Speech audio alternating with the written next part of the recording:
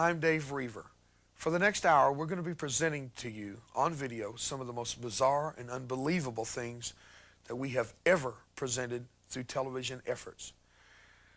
In my lifetime, I've known some war, and in my lifetime, I have seen some of the bizarre. I've known suffering, but I've never known of the bizarre. I've never known of suffering like you're going to hear about in this video. And I certainly promise you this, it is war. I also think you should know that we accept responsibility for saying up front that what you're going to see and hear is terrifying. I do not want to be responsible for allowing children in the room who are not prepared for this. Parents, please pay careful attention and do as I ask. Please don't allow children to watch this video alone. Today, we are compelled to tell you the truth, the whole truth, and nothing but the truth. So help us God.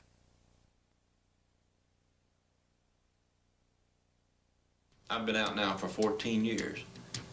I've only been able to laugh, and this is a serious statement. I've only been able to laugh out loud for about 10 years now. As people remember these experiences, they gag, they are nauseous, their entire body remembers what it was like to be there, to see this, to participate in this, to have this done to them.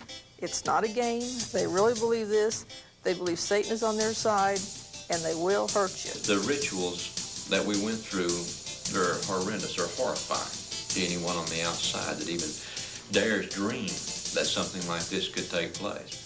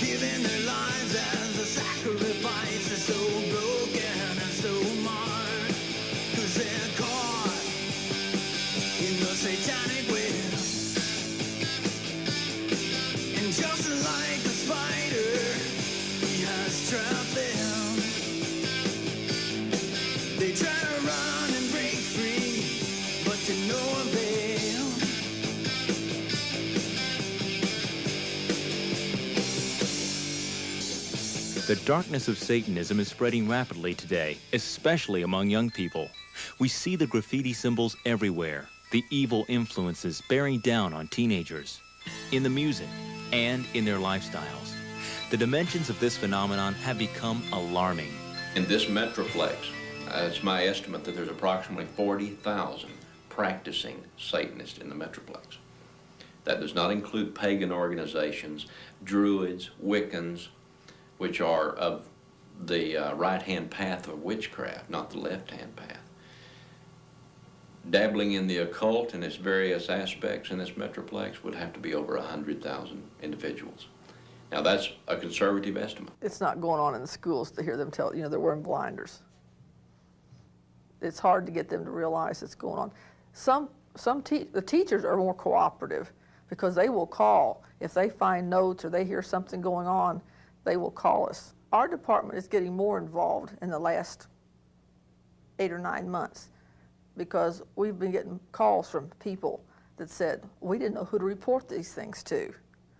There was like 7 or 8 large dogs, Dobermans, Shepherds, that had been killed and hung in a circle, their heads cut, blood drained. And the guy said, well, that happened 6 months ago, but we didn't know who to report it to. 85% of the teenagers in high school in Western Europe have been exposed to hardcore Satanism. That's an unbelievable figure. Here in America, I do not believe those figures are that high, but I would venture to say that 40% of the kids. Most teens involved in Satanism are dabblers. They wear the clothes, try a few rituals, and listen to the heavy metal bands. But some go further. Of these, the self-styled Satanists can be the most dangerous because they never join a cult. They are unpredictable and volatile. Sean Sellers murdered a store clerk for a thrill, then his own parents. Richard Ramirez, convicted as the Night Stalker killer, worked alone in the name of Satan. It took the jury 22 days to find Richard Ramirez guilty of all 13 murders and 30 related felonies he was charged with. Ramirez declined to be present for the verdict. Thus ended the year-long trial of the Texas drifter accused of being the Night Stalker, the serial killer who once terrorized Southern California. All but one of the brutal murders took place in the summer of '85. The killer was dubbed the Night Stalker because he broke into his victims' homes and attacked them while they slept, shooting, stabbing, beating them to death. In some cases, wives were raped after their husbands had been murdered. Victims were robbed, survivors forced to swear to Satan, and sometimes pentagrams, symbols of devil worship, were left behind, scrawled on their bodies. Fear spread throughout Southern California as the death toll reached 13.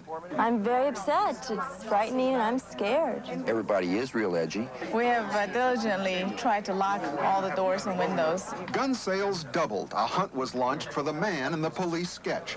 And Richard Ramirez was finally captured by an angry mob in an East Los Angeles Hispanic neighborhood. In court, Ramirez was defiant. A guard said Ramirez posted pictures of a victim in his jail cell, declaring, "There is blood behind the Night Stalker." Defense attorneys said Ramirez was a victim of mistaken identity, but witnesses and fingerprints tied him to the murders and ultimately sealed his conviction. Now the court will decide the fate of Ramirez, whether he's sentenced to death or life in prison.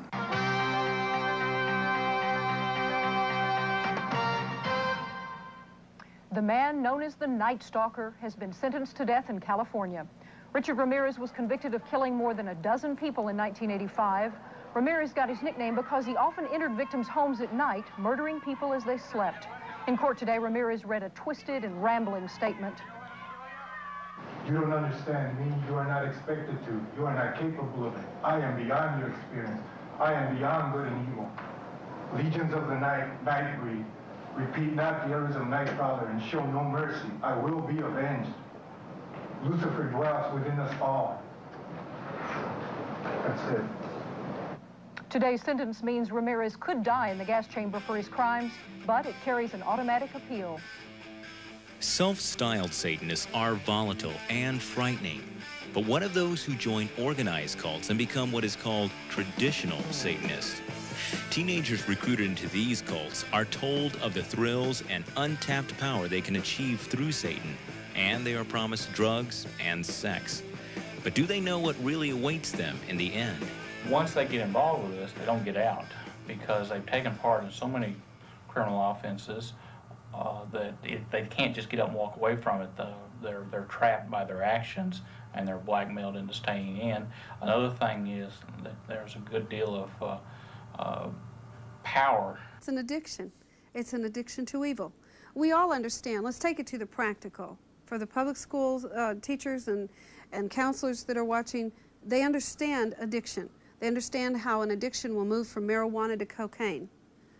In my own family, we watched an addiction in my second son move from marijuana into a $700 a day cocaine habit that nearly killed him. He was putting IV cocaine in his arm every 15 minutes during the day. And he didn't just start that way. And these people are into an addiction as well. They start by reading the Satanic Bible, start by a little candle magic. They start by the Ouija board and getting in touch with the spirit. And they become addicted to the power. There are no motion pictures that have come out that truly show what happens. They don't show the terror that is in the priest's eyes and in his mind. They don't show that same terror in the high priestess, nor in the participants. The power that is derived there. I met with a witch the other day, a high priest of the Wiccan craft, of the craft. And he found out who I had been. And he said, that's a problem I've got right now. He said, I don't have the power to go against people like who you were. He said, Lord, he said, you people could light bonfires and never walk up to it.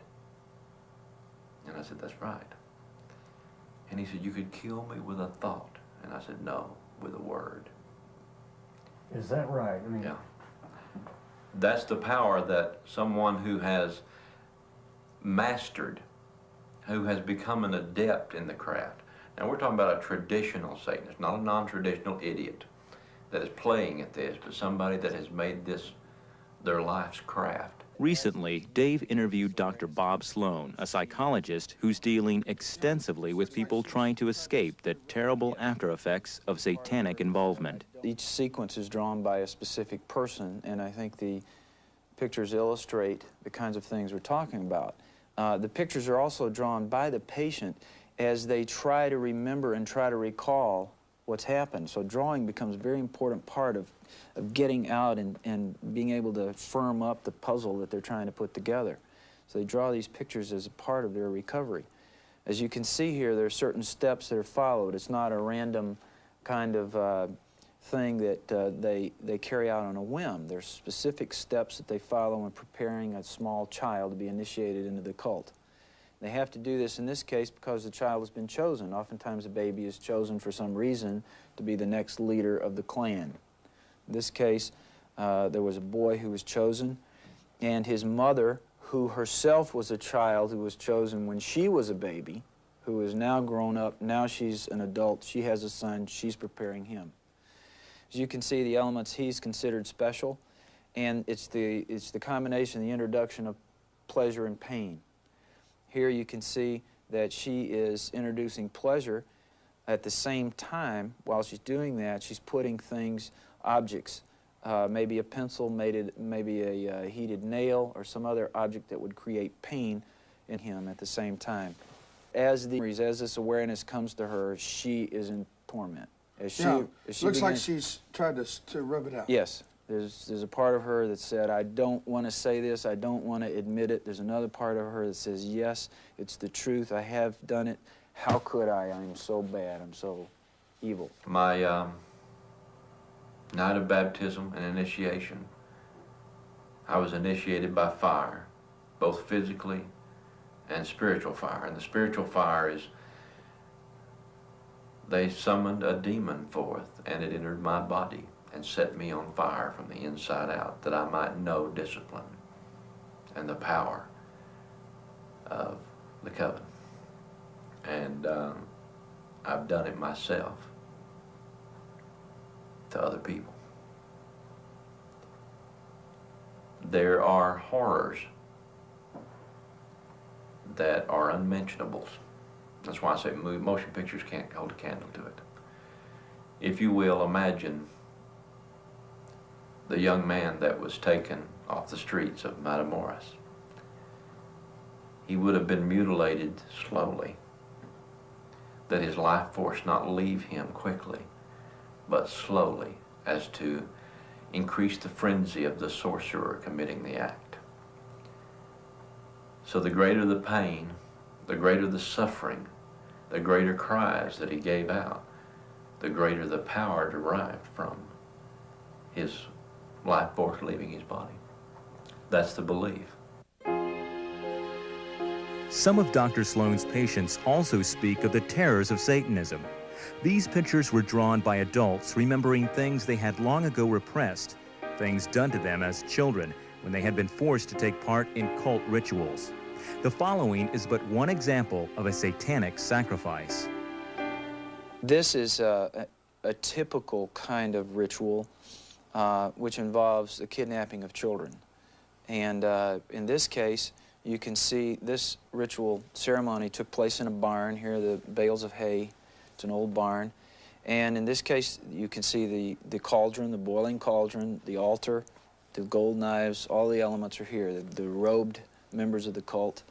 In this case, the victim is a child, 4 or 5 years old, and the cult victim who drew this picture was still a child. And the sacrificial victims were, in this case, 2, a brother and a sister who had been kidnapped, and they had been seduced. And at this point, she reports that they weren't really scared. They'd probably been taken off of a playground somewhere and said, we're going to go have a birthday party or something. So they weren't scared. They're brought in ages about 7. You can see the cult leader here. These children are tied onto the altar. And there's also the beginning of bloodletting. So they've cut the boy some. He's starting to cry and she's crying because they realize now what's happening, of course, and there's screaming. It starts to happen. The member of the cult, the child member of the cult, of course, is watching. She's very scared. She's reporting and she's remembering that they made her do this and how bad she feels about it. But she can't help it. She's 4. These are adults. She's a victim in this process. As this ritual proceeds, you can see that there begins to be a lot of blood. You can see that the boy here is then cut open, again, along his chest, ripped apart, his organs taken out, and then he's dismembered. You can also notice that the little girl has lots of little cuts, and she's bleeding pretty profusely here from her groin area.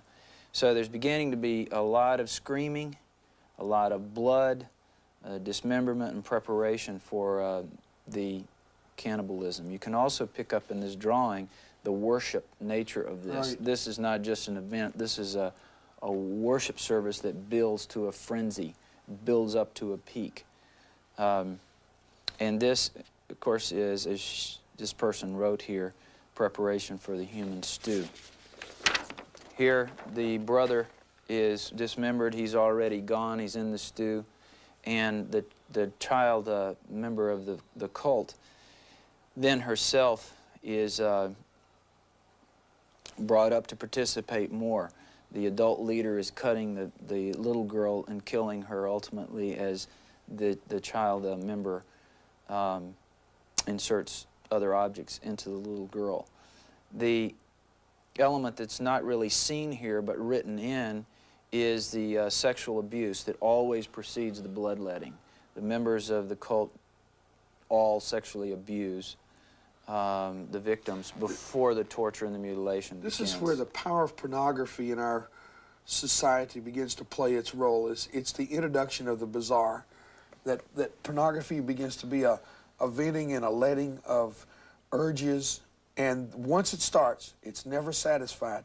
And pornography is just the introduction.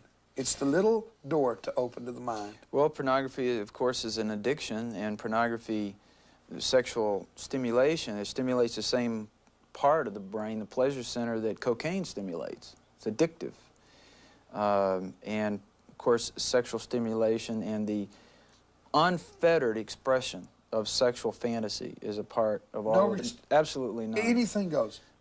As you know, the satanic theology is the reverse of Christian theology. Love is bad, life is bad, hate is good, death is good. So there's the kind of the breaking down of any limits on fantasy and imagination, and what the theology of Satanism does is says no holds barred, and evil is expressed. Evil is good. That's their role. There are scores of painful stories like these from people who have lived a hellish nightmare. One of Dr. Sloan's patients tells of having to watch an actual crucifixion conducted at Easter time, when coven leaders kidnapped a young man, nailed him to a cross, mutilated him, branded him with irons, and then threw him alive into their bonfire. One victim tells of being forced to help in a torture and sacrifice of his own mother. I've been out now for 14 years. I've only been able to laugh, and this is a serious statement. I've only been able to laugh out loud for about 10 years now. And I'm gradually getting better about being able to laugh and have joy in my life, because I hurt inside a great deal. Many times I think about things that I did and what I have done to other human beings. This is not a pleasant thing at all. It's very disturbing. I know that the Lord has forgiven me, and my problem is can I forgive me? And I know that I have to, and that's the fact that I live with. I do, and I'm getting better at it. And I have a wonderful, wonderful wife right now who's very loving and very understanding, and who has a deep understanding of the occult and Satanism from what I've taught her, but an understanding from the viewpoint that a Christian should take towards it. A caring, a loving attitude. I mean, if it wasn't for that, I don't know exactly how I would deal with it today. You know, for years, police officers have had to deal with kids getting hooked on drugs and going bad over a period of, a relatively short period in the life of a child, maybe 3 to 6 months, something like that. A kid can go from being a straight-A student to being a absolute disgrace. And what we find in occult groups are that a child can go from being perfectly normal, well-adapted, well thought of, to being a total waste in a shorter period of time as a month. And so frequently when we get involved in these things, it's because they have gone off the deep end in such a short period of time. Have you seen some of these people come out of this?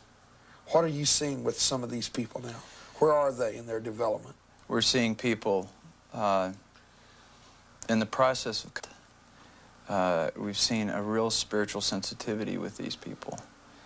They know there's a spirit world. They're very sensitive to that.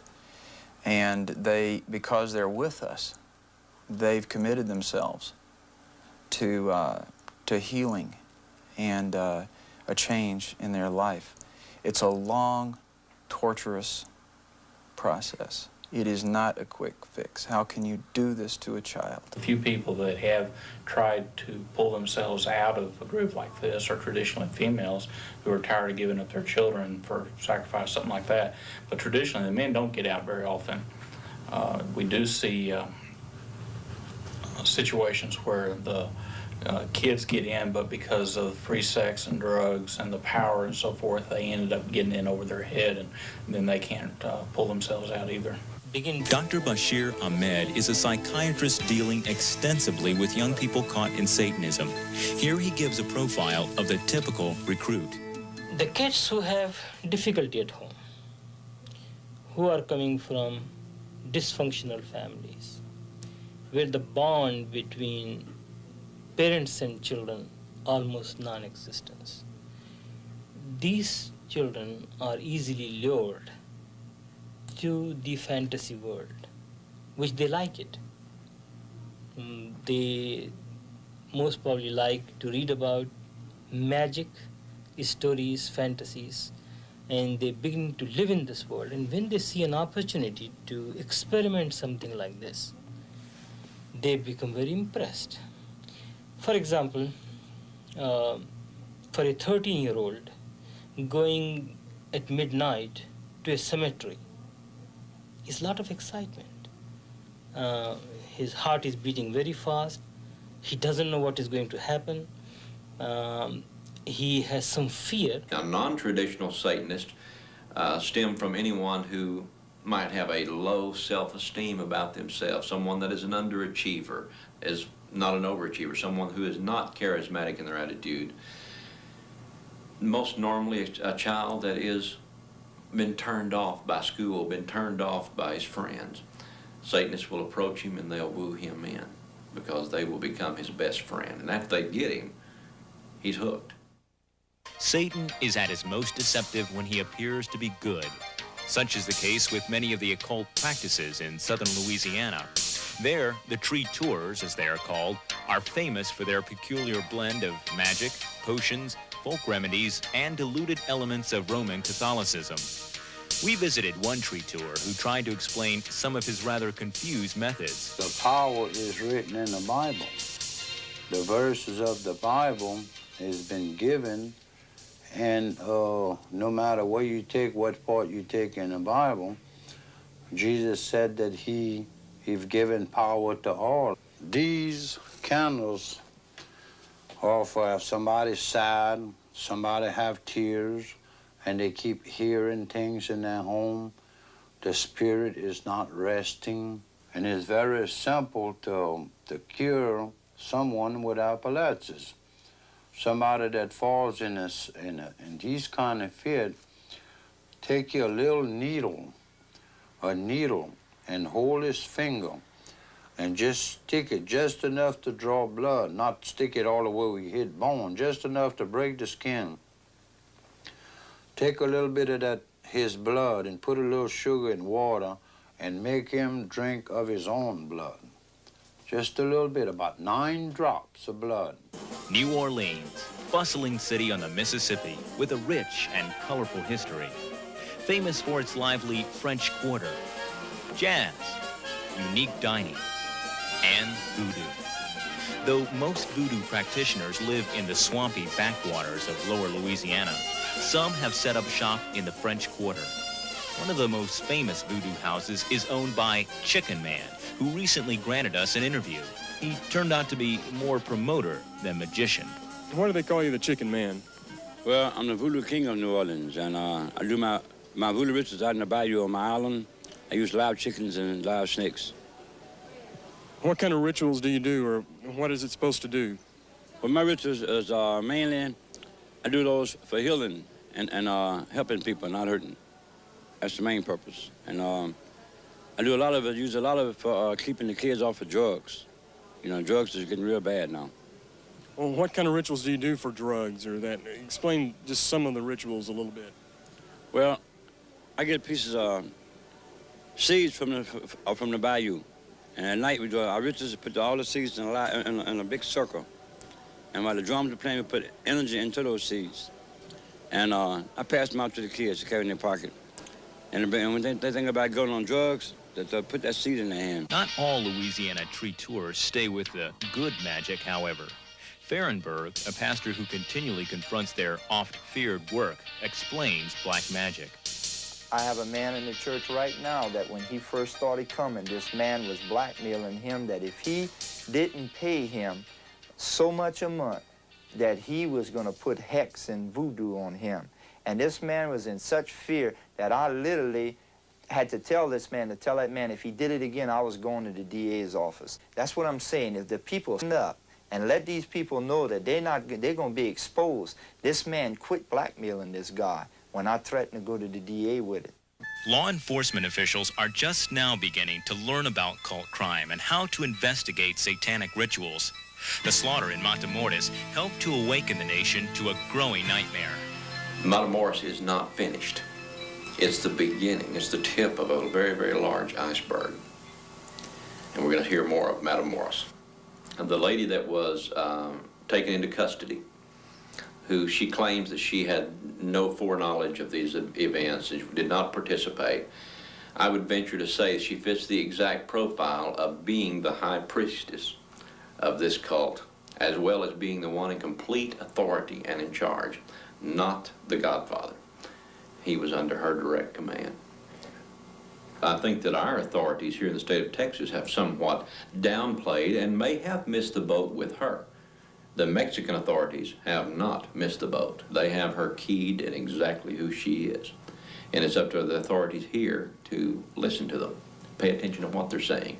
One Mexico authority down there stated that she exhibited 3 distinct personalities, one of which is this kind, sweetheart, all-American girl attitude. Another one that she exhibited is one that growls and bites and kicks and spits.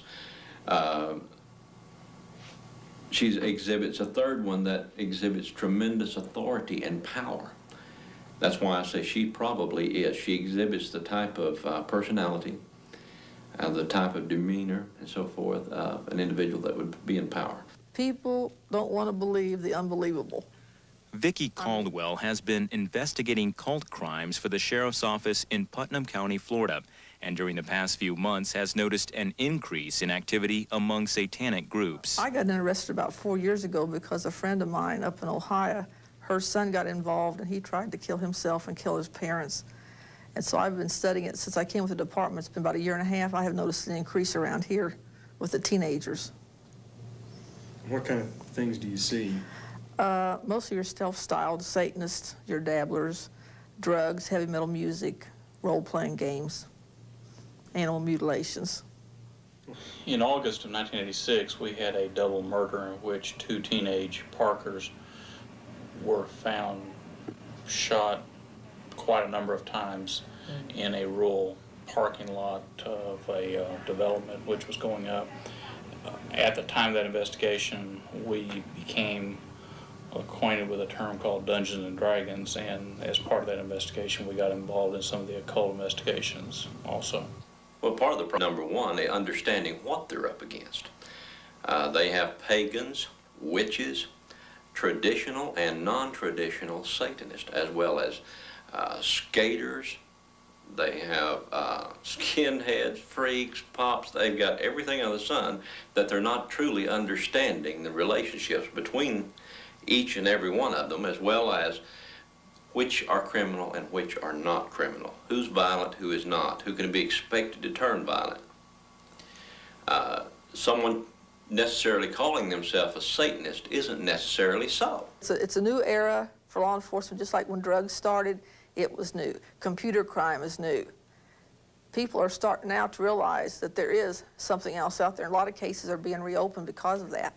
Well, I've been a police officer for 15 years, and probably during that entire 15 years, I have seen things which we now label as ritualistic in nature, but never recognized it. One young woman's body was found, what appeared to be a brutal rape case that culminated in the stabbing of the victim, was left by law enforcement agencies that way with no further clues. However, upon her chest was Z-E-N across her chest in her own blood. It made no sense to them. It made no sense because they're not Satanist. That Z-E-N is the name of a demon, and his name is not Zen, by the way. It is Zad-In, Zadin. And that demonic entity is who she was sacrificed to, and had they known that, it would have led them in the direction of searching for a Satanist. The most frightening fact of all is that Satanists today have encroached into every level of society, a dangerous and unseen force. Lawyers, politicians, police officers, and this is very shocking at how many police officers, how many officials are actually practicing Satanist. And this is one of the other problems that we have in dealing with the crimes, is the crimes themselves are snuffed out. They're hushed up. Or if a crime is known to be in progress, it's very difficult to get anybody to respond to it because of things that are blocked within the judicial system. By Satanists? By Satanists. These people are in every strata of society. We're talking doctors, we're talking lawyers, we're talking a lot of Christian ministers who preach a sermon perhaps on Sunday morning and are involved in satanic rituals the night before. We're talking elders and Sunday school superintendents.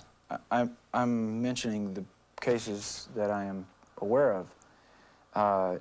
And as you've studied this yourself and read the literature, you know that people at every level and every profession, successful business people, psychologists, doctors, law enforcement people, are involved in this kind of thing. It's unnerving. We've had notes written about Satan on walls in schools. You know, that my God's better than your God and all this. We had one note, you're welcome to a bloodbath ritual. Be there at 11:54 for the gatekeeper of hell to appear. Bring your set clothes or black sheets. This is what's going on in basically the schools. Usually, it's very secretive. As far as the kids go, you know, they don't know anything, they haven't done anything. Parents usually think, my kid just going through a phase. Invited to a party, he couldn't believe that it had happened to him. Well, how could someone so nice and someone so cool really want to be his friend?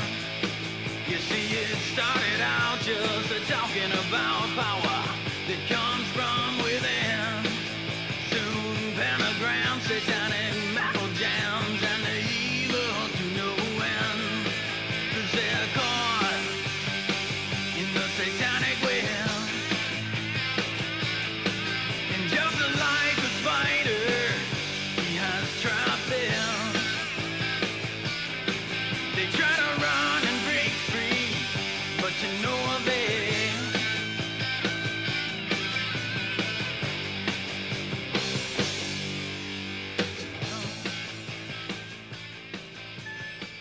In the beginning, Satanists will entice a recruit with these three promises: power, drugs, and sex. Most teenagers recruited into Satanism are boys, drawn by the violent images and rituals and by the fear they can cause in others. Yet without heavy involvement in drugs, most of these recruits would not be able to go on. Most of the time, like I said, there's drugs involved. Just because you're taking drugs does not necessarily mean you're into Satanism. But 9 times out of 10, Satanists are into drugs.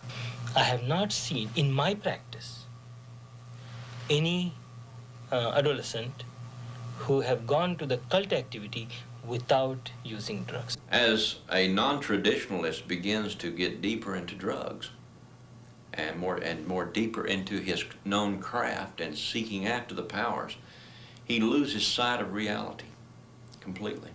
You're no longer dealing with human beings as you and I know them.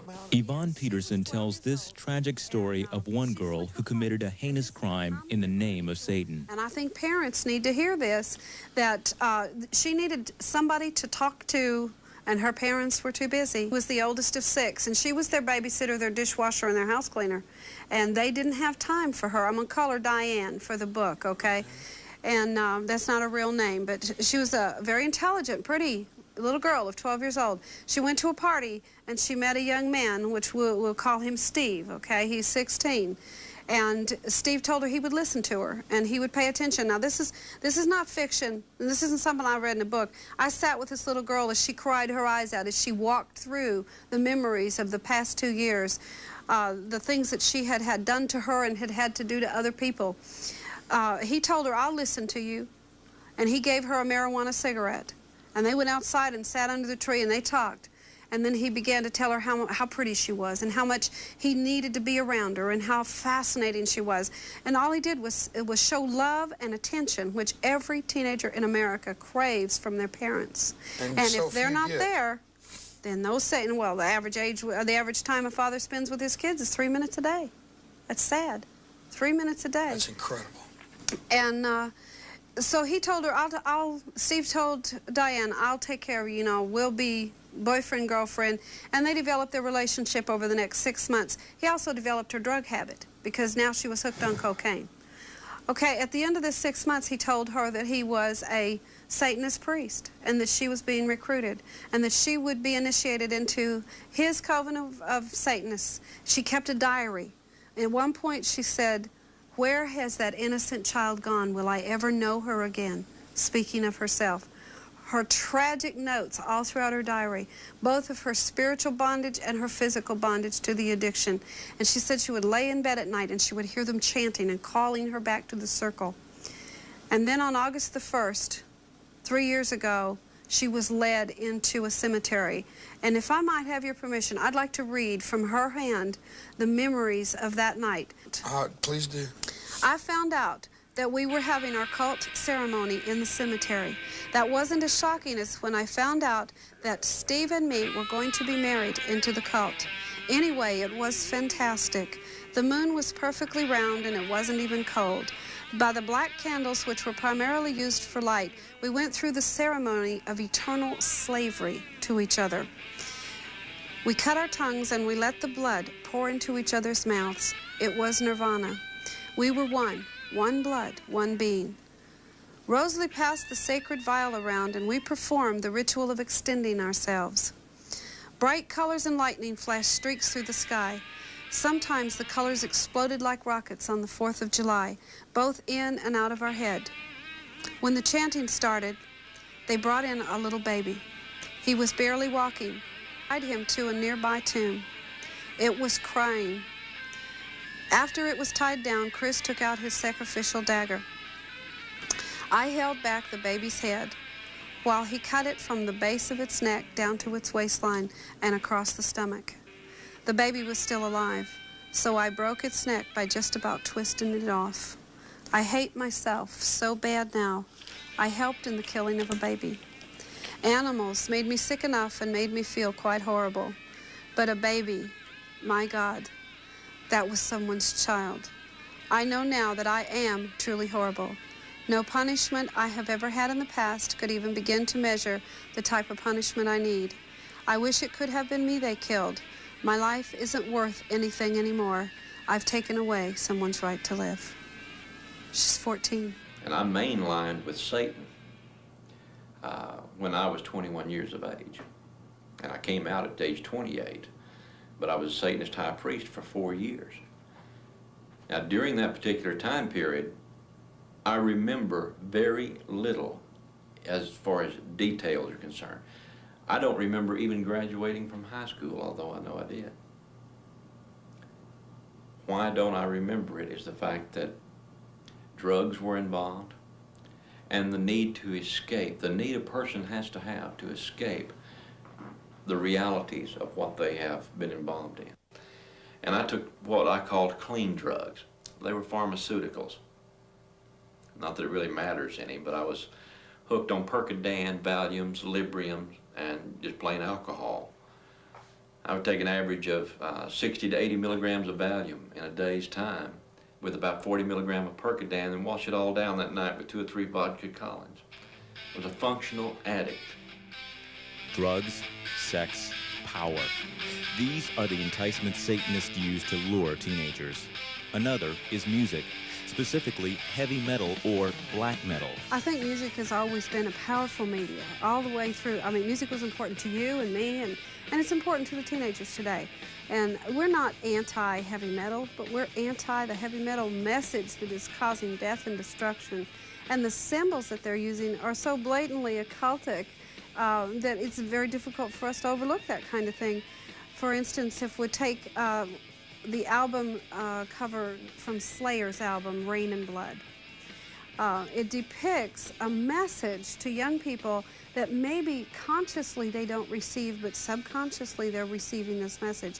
On the front of this album cover, Satan is depicted as a goat, which is very familiar to the Satanists. They know that that would be, the goat would represent Satan. And he is seated on a wooden throne. And the wooden throne is being supported by 2 people. Now, in the hand of this goat is a decapitated head. And of course, we're finding decapitated bodies all over America, and that is a common way for a Satanist ritual to occur, is to do the decapitation. And so he's holding this decapitated head, which emphasizes the bloodletting ritual and the murder. And then the throne is lifted up and being carried on the shoulders of 2 men.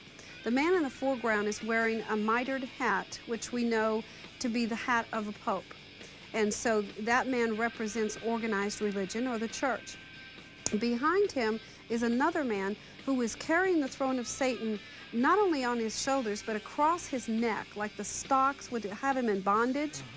And that man has horns and a forked tongue. And when you look at that, you think, oh, this is one of Satan's demons. And yet, if you look carefully, his hands are very prominent in the picture, and they have nail marks in them. And the only man depicted throughout history with nail marks is Jesus Christ. And so what this thing is saying to them is that Christ and the church will support the rise of Satanism, and in addition to that, then there's the sea of blood that is flowing into a huge sea below Satan, that all the faces are down in the sea that he has taken captive and have become his victim. And the very in the forefront, there is a face that if you take that face and put it up against the face of George Washington, you'll see that they're almost the same. I mean, they're so identical. And so what we're saying here is that Satanism is going to take over our country, and that it is going to be brought in and supported by Christ himself and the organized church. That is blatant evangelization and propaganda being shared with thousands of young people through music. I think the greatest tool to desensitize America has been media in general, whether it is television, whether it's toys, games, or whether it is music. They all have played an important part. They all carry a message, don't they? Absolutely. And of course, in the life of the teenager, the 2 single most factors that we see is music and a game called Dungeons and Dragons. And then, of course, trailing very closely behind that and vying for the position is the amount of occult information that is put out through the videos, the movies, the TV shows. We went into a very small store, David. This was, I mean, maybe as big as we're sitting here. This was a small set. We found 119 videos on the occult in one small store. And we have a video in America that is on our shelves that has been banned in 46 countries. And it was so popular it has faces of being 1, 2, 3, and 4. And in that video it shows everything that is gruesome, grotesque, everything that you would never want to see or hope your child would never see in the way of death scenes, including some decapitation occult rituals. Parents should be alert to the warning signs that show their kids are involved in the cults. Besides the music, there are the clothing, jewelry, and symbols used. There is the classic pentagram, worn inverted by the Satanist, the broken cross or peace sign, the inverted cross, the horned hand sign, the goat's head, the 666 sign, and many others. In addition to symbols, watch for involvement in occult games like the Ouija board or in dark role-playing games. I would tell them, especially the parents with the young people, this is not a phase. Know what your young people are doing. Talk to your young people. Communicate. Don't fluff it off. Check everything. There's nothing wrong with asking them where they're going, what they're doing. There's nothing wrong with checking out their music and books they're reading. The parents need to care and communicate. Satanists entrap young people in several ways. At sex parties, they take snapshots of their victims for use of blackmail, or they'll involve the unsuspecting victim in their darkest rituals, perhaps animal or human sacrifice. They will get the teenager to offer his blood or even a finger to Satan. Blackmail and even outright threats keep a teenage victim in line. Some victims see suicide as their only escape. The tragic legacy of Satanism. The message I like to give to parents is that be close to the children. Understand them, talk to them, communicate with them. Always find a time where you will make a point to go to their room or sitting in the living room and talk about their school, their friends. 10 to 15 minutes each day is more than enough. Although everybody will surprise, 10, 15 minutes, that's all you're asking? Yes, because they don't talk even 5 minutes in weeks. So 10 to 15 minutes. That's first thing. Second thing is that at least once in a month, try to have a family gathering, not extended family, just 3-4 children, have a picnic or go out somewhere. Half an hour, 1 hour. It gives them a feeling of belonging, a relationship. In addition to the personal involvement parents can have in their kids' lives, people can also work against Satanism at the community level. Many schools and organizations now offer seminars on Satanism. Some communities have gone even farther than that. Recruitment is a major part of Satanism, but it's one of the most instantly denied things. And yet it's such a problem that even on our public school campuses, now school boards are having to take direct action against it. I'm reading from the Carl Sandburg High School 1989-1990 Student Parent Handbook. On page 29, it deals with policy, and I want you to hear this. The Board of Education hereby finds that the presence of Satanism and related activities has surfaced in society and that such practices, when present or urged upon other students, cause material interference within a public high school district in that such practices foster anti-social values and attitudes and endangers the health, safety, and welfare of students. Carl Sandburg High School is the #3 school academically in the United States. It's in Chicago. Now listen, no student shall engage in any Satanism-related activity, including but not limited to the following.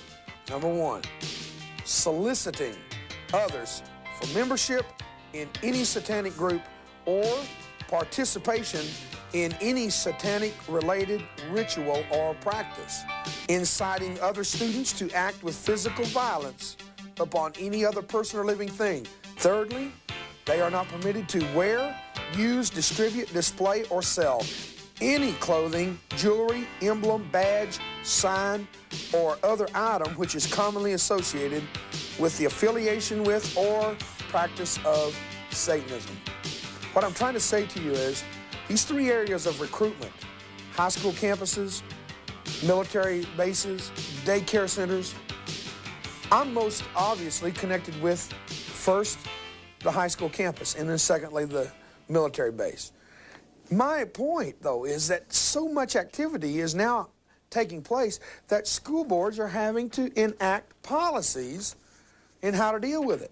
This isn't relegated to the big city of Chicago only.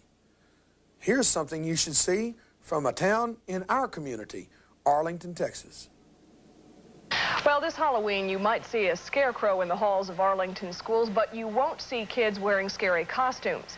The school district is banning skulls, witches, brooms, and the like because of parent concerns that some Halloween costumes can be linked to devil worship and satanic cults. Channel 4's Ken Capps has more on that story. Playful screams on Arlington playgrounds mean back to school and recess. But there won't be any shrieks or screams by these kids clothed in goblin garb this Halloween. Ghosts and skeletons and other scary characters are expelled. And when you see children in elementary levels coming with Freddy Krueger and their fingers have the knives or whatever he has and the grossness of the costumes, we thought we can do better than that. Atherton Principal Shirley Cole has her kids decorating a school display area with pressed leaves and a stuffed scarecrow. Autumn, not Halloween, will be emphasized. Kids in Arlington will still dress up on October 31st, but they'll be playing the parts of their favorite book characters. October is book month. Which will do two things. It'll give those children an opportunity to dress in costume, but it also will encourage them to read. Satan exacts an agonizing toll in the lives of those who are trapped and in the lives of those who help them escape.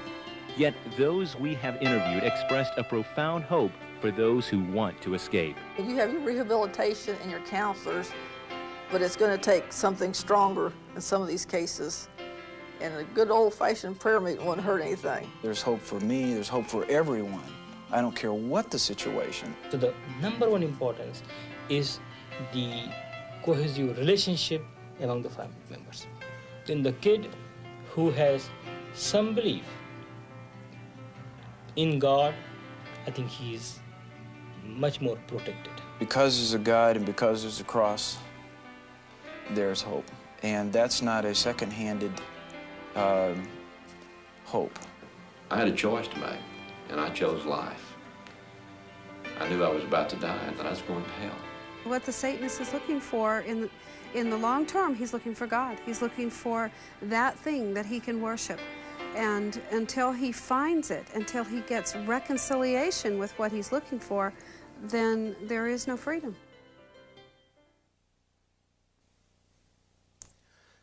Recently, my brother asked me the question. He said, where was Satanism when we were kids? Why didn't we get into it? Why didn't we know about it? It really is a more recent phenomenon on the social life of the students and the kids of America. In looking at what you have just seen, consider it, remember what's been said. Remember the people, they're everyday people. Many of those people never intended to ever be sitting on a television stage or set and talk about Satanism. We've done our best in researching these people to qualify both their character and their claims. We believe in them, that they've been honest with you and with us. I've asked my brother to join me and give a few of his thoughts on what he's seen. A man I hold in great esteem. He's general manager of this corporation, and when we went into this thing together, we didn't go into it foolishly or with some kind of entertainment in mind. We went in with a cause. Al Reaver, I'm glad you're with me. Actually, I went into my part of it with fear and trembling, because there's a fine between glorifying something that you really are only trying to give information on and just giving information. And I feel like that our television department has done a good job in staying on the right side of that line. I'm sure that there are some who have watched the video and they have a question in the back of their mind, and they're saying to themselves, does this prove the existence of Satan? Well, see, that's not the question that we were approaching. That's not what we were trying to do. We weren't trying to prove anything. Yeah. What we were trying to do, and I feel have accomplished, is we have shown that Satanism is very real. The consequences of Satanism are very real. There are really hurting people because of the presence and the activities of Satanism. Now, where a person goes with that is something that they're going to have to deal with internally. They're going to have to ask themselves some very serious questions.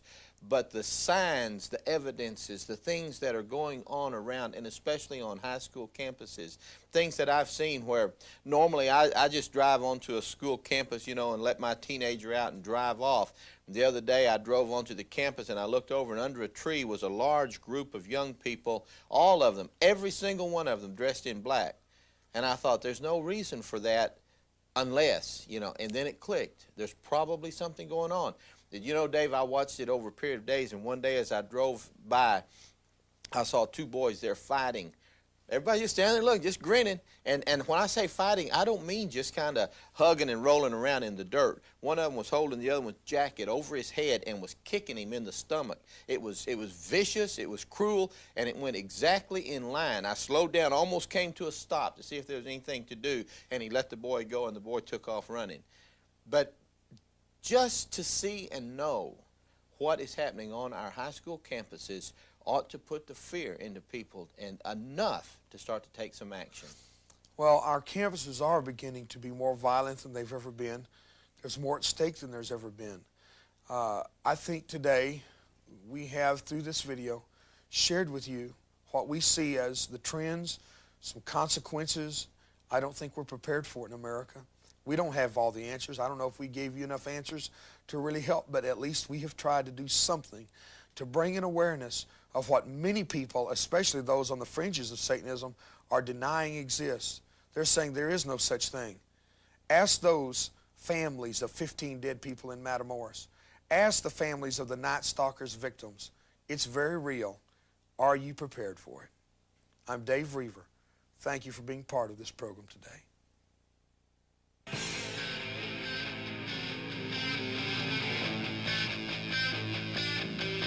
Pretty young girl in a strange new world of power and deceit. All the sex and highs of controlling life seem so exciting. But now she's 1 month due with a baby boy, and they are telling her the truth. That the purest sacred sacrifice is the child still in his youth. They're caught in the satanic web, and just like a spider, he has trapped them. They try to run and break free, but to no avail. And only Jesus Christ can free them from the living hell. And only Jesus Christ can free them from the living hell. Yes, only Jesus Christ can free them from the living hell.